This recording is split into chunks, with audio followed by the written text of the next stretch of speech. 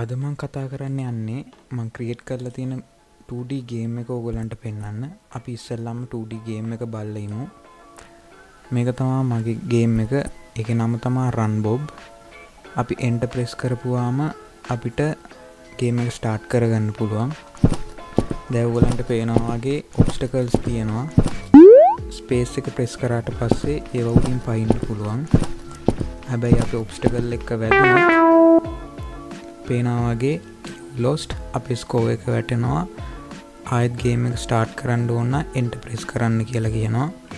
අපි enter press කරාම අපිට ආයෙත් ගේම් එක ස්ටාර්ට් කරගන්න පුළුවන්.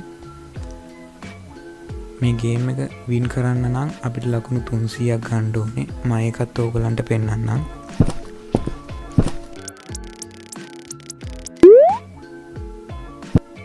ඒ වගේ අපි ලකුණු 300ක් ගත්තට පස්සේ you won press enter to restart කියලා වැටෙනවා. අපි ආයෙත් enter press කරොත් අපිට ආයෙ ගේම් එක ස්ටාර්ට් කරගන්න පුළුවන්. මම දැන් පෙන්නන්නේ මේකේ කෝඩින් පාර්ට් එක. ඉස්සල්ලාම මම පෙන්නන්නම් HTML ෆයිල් එක. ඉස්සල්ලාම මම ටයිටල් එකකින් එකක් දීලා තියෙනවා 2D game කියලා.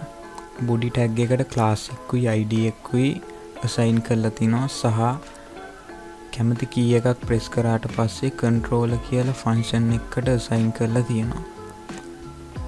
මගේ ස්කෝර් එක div tag එකකට assign කරලා තියෙනවා. ඒ වගේම මගේ main character එකව image tag එකට assign කරලා තියෙනවා. start වෙද්දි තියෙන interface එක මම div tag එකකින් assign කරලා තියෙනවා. එතකොට අපි lost වෙද්දි dead වුණාම පෙන්වන එකත් තවත් div tag එකකින් පෙන්වලා තියෙනවා. අපි දින්නට පස්සේ පෙන්වන interface එක මම තව div එකකින් පෙන්වලා තියෙනවා. අපි දැන් බලමු CSS part එක. අපි මුලින්ම අපේ body tag එකට assign කරලා තියෙනවා background කියලා class එකක්. ඒක අපි style කරලා තියෙනවා මේ විදිහට. ඊට පස්සේ අපේ main character එකට අපි boy කියලා class එකක් assign කරලා තියෙනවා. ඒකේ styles ටික අපිට මේ විදිහට බලා ගන්න පුළුවන්. ඒ වගේම අපිට pin score එක ඒකටත් අපි class එකක් assign කරලා තිනවා score කියලා. ඒකේ styles ටික මේ විදිහට බලා ගන්න පුළුවන්. එතකොට අපිට හම්බෙන flames ටික flames වල styles ටික අපිට මේ විදිහට බලා ගන්න පුළුවන්. එතකොට අපිට ගේම් එක පටන් ගද්දිම පෙන්වන ඉන්ටර්ෆේස් එක අපිට මේ විදිහට ස්ටයිල්ස් ටික බලා ගන්න පුළුවන්. එතකොට අපි ගේම් එක පැරදුනාම ඩෙඩ් වෙද්දි පෙන්වන ඉන්ටර්ෆේස් එක මේ විදිහට බලා ගන්න පුළුවන්.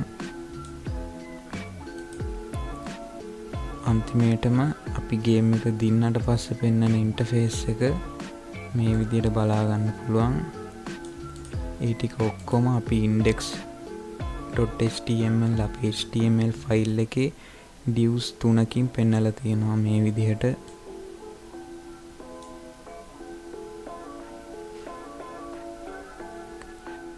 අපි දැන් බලමු අපේ JavaScript part එක. මේකේ මුලින්ම තියෙනවා controller කියලා ෆන්ක්ෂන් එකක්. මේක අපි මුලින්ම call කරගන්නේ අපි body tag එකේදී keyboard එකේ කැමති key එකක් press කරාට පස්සේ මෙන්න මේ ෆන්ක්ෂන් එක call වෙනවා. ඊට පස්සේ ඒ අපි keyboard එකේ press කරන key එක මෙන්න මේ event කියන එකෙන් assign කරගන්නවා. ඊට පස්සේ අපි condition එකක් බලනවා. මේ press කරන key එක enter key එකද කියලා. මේක enter key එක නම් මෙන්න මේ condition එක අපි run කරගන්නවා. මේක space නම් අපි space key එක නම් press කරේ අපි මෙන්න මේ condition ටික run කරගන්නවා. අපි මුලින්ම බලමු enter key එක press කරාම මොනවද වෙන්නේ කියලා. ඉස්සෙල්ලාම අපි condition එක if condition එකකින් බලා ගන්නවා run work කියන එක බිඳුවට සමානයිද කියලා. ඒ කියන්නේ මේ මොහොතේ අපේ character එක run වෙනවද නැද්ද කියන එකයි මේකෙන් බලාගන්නේ. මේක true නම් අපි අපේ අපේ character එක run වෙන්න ඕන කරන function එක call කරගන්නවා. ඒ වගේම අපි start වෙද්දි තියෙන interface එක ඒක අපි නැති කරගන්නවා. ඊට පස්සේ රන් වෙද්දී අවශ්‍ය කරන සවුන්ඩ් එක ප්ලේ කරගන්නවා. බෑග්ග්‍රවුන්ඩ් එක මූව් කරගන්න ඕන කරන ෆන්ක්ෂන් එක ප්ලේ කරගන්නවා. ස්කෝර් එක අප්ඩේට් වෙන්න ඕන කරන ෆන්ක්ෂන් එක රන් කරගන්නවා. ෆ්ලේම්ස් වලට අවශ්‍ය කරන ෆන්ක්ෂන් එක රන් කරගන්නවා. මේක ස්පේස් කී එක ප්‍රෙස් කරොත් අපි ඉස්සෙල්ලාම බලන if condition එකකින් jump work බිඳුවට සමානයිද කියලා. මේකෙන් බලන්නේ මේ මොහොතේ කැරක්ටර් එක ජම්ප් වෙනවද කියන එක. සහ අපි ආයෙත් බලනවා run work කියන එක බිඳුවට සමාන නැද්ද කියලා. ඒ කියන්නේ මේක පටන් ගන්න කලින් අපි ස්පේස් එකේ බුවොත් ගේම් එක ස්ටාර්ට් වෙන්න බෑ කියලා තමයි මේ කන්ඩිෂන් එකෙන් බලන්නේ. කැරක්ටර් එක රන් වෙනවා නම් විතරයි අපිට ජම්ප් එක ප්‍රෙස් කරලා ජම්ප් වෙන්න පුළුවන්. මේ කන්ඩිෂන් දෙකම සත්‍ය නම් අපිට මේ කන්ඩිෂන් ටික රන් කරගන්න පුළුවන්. ඉස්සල්ලාම කරන්නේ අපේ රන් වෙද්දී තියෙන ඇනිමේෂන් එක ස්ටොප් කරගෙන තියාගන්න ඕනේ. ඒක කරගන්න මේ කෝඩ් එකෙන් රන් වෙද්දී තියෙන සවුන්ඩ් එකත් පෝස් කරගන්න ඕනේ. ඒක කරන්න මේකෙන්. එතකොට ජම්ප් වෙන ඇනිමේෂන් එක ප්ලේ කරගන්න ඕන කරන ෆන්ක්ෂන් එක මේකෙන් කෝල් කරගන්නවා. ජම්ප් වෙද්දී ඕන කරන සවුන්ඩ් එක මේ කන්ඩිෂන් එකෙන් ප්ලේ කරගන්නවා. මේ තියෙන්නේ රන් වෙනකොට අවශ්‍ය කරන JavaScript part එක. මේකෙන් තමයි අපි අපේ බෝයිව රන් කරගන්නේ. අපි ස්පේස් එක ප්‍රෙස් කරලා ජම්ප් වෙනකොට අවශ්‍ය කරන JavaScript part එක තමයි මේක.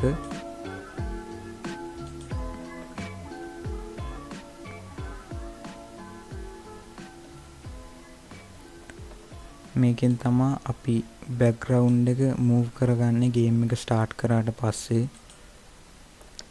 ගේම් එක ස්ටාර්ට් කරාට පස්සේ අපි ස්කෝර් එක අප්ඩේට් කරගන්න ඕන කරන JavaScript part එක තමයි මේක. මේකේ if condition එකකින් ස්කෝර් එක 300ට සමාන වුණොත් අපි ගේම් එක end කරගන්නවා. ඒක ටික කරගන්නේ මෙන්න මේ කෝඩ් ටික රන් කරලා අපි රන් වෙන එක, ජම්ප් වෙන එක, බෑග්ග්‍රවුන්ඩ් එක මූව් වෙන එක, ස්කෝර් එක හැම එකක්ම නතර කරගන්නේ මෙන්න මේ පාර්ට් එකෙන්.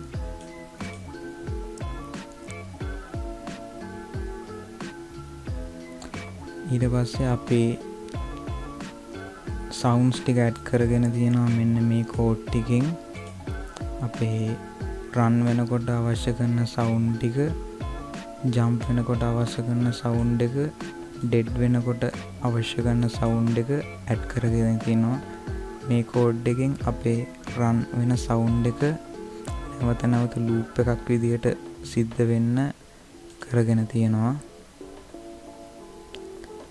එතකොට අපි ඔබ්ස්ටකල් එක වැදිලා කැරක්ටර් එක ඩෙඩ් වුණාම අවශ්‍ය කරන JavaScript part එක මෙතනින් බලා ගන්න පුළුවන්.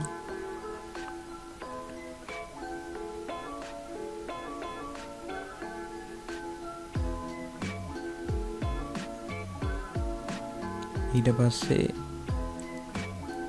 අපේ ෆ්ලේම්ස් වලට අවශ්‍ය කරන ඇනිමේෂන් ටික මෙන්න මේකෙන් බලා ගන්න පුළුවන්.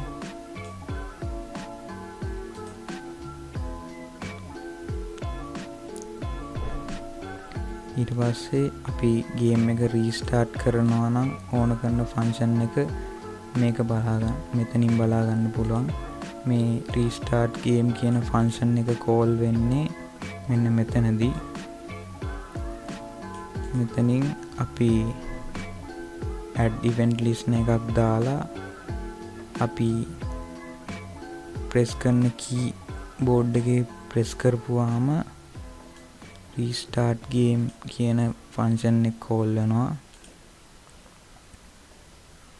ඒ වගේම අපි දින්නට පස්සෙත් අපි මේ ෆන්ක්ෂන් එකම කෝල් කරගන්නවා add event list එකක් මාර්ගයෙන්. ඊට පස්සේ මේ අපි ප්‍රෙස් කරන කී එක end එක නම් අපි මෙන්න මේ කන්ඩිෂන් එකෙන් අපේ page එක refresh කරගන්නවා. එතකොට ආයෙත් ගේම් එක පටන් ගන්නවා. ඔය ටික තමයි මට අද කියන්න තියෙන මගේ ගේම් එක ගැන. ස්තුතියි.